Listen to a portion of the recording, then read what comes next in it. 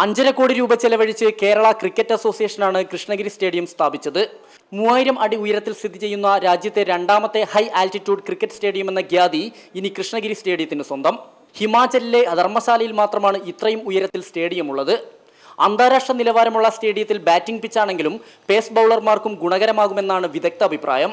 കോഴിക്കോട് ബംഗളൂരു ദേശീയപാതയിൽ നിന്ന് 300 മീറ്റർ അകലത്തിലുള്ള സ്റ്റേഡിയത്തിന്റെ നിർമ്മാണ പ്രവർത്തനങ്ങൾ 2009 മുതൽ തുടക്കമായി.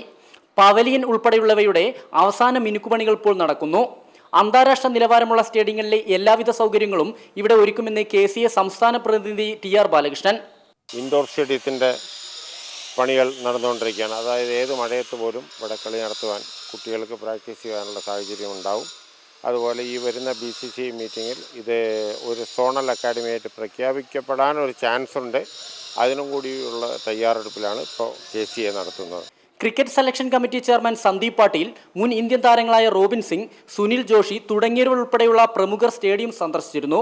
ഗ്രൗണ്ടിന്റെയും പിച്ചിന്റെയും നിർമ്മാണം പൂർത്തിയായതോടെ ഇവിടെ പ്രമുഖ ടീമുകളുടെ ക്രിക്കറ്റ് മത്സരങ്ങൾ ആരംഭിച്ചു കഴിഞ്ഞു.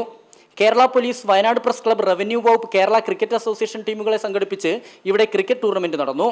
അണ്ടർ 19 ക്രിക്കറ്റ് മത്സരങ്ങൾ ഉൾപ്പെടെ ജനുവരിയോടെ ആരംഭിക്കും. അന്താരാഷ്ട്ര മത്സരങ്ങൾ ചുരം കയറി വയനാട്ടിലെത്താൻ ഇനി അധിക കാലമില്ല. കൃഷ്ണഗിരിയിലെ ഈ സ്റ്റേഡിയം ക്രിക്കറ്റ് മത്സരങ്ങൾ കൊണ്ട് ഇപ്പോൾ തന്നെ സജീവമായി തുടങ്ങി. വയനാട്ടിൽ നിന്ന് S Vinesh Kumar, India vision.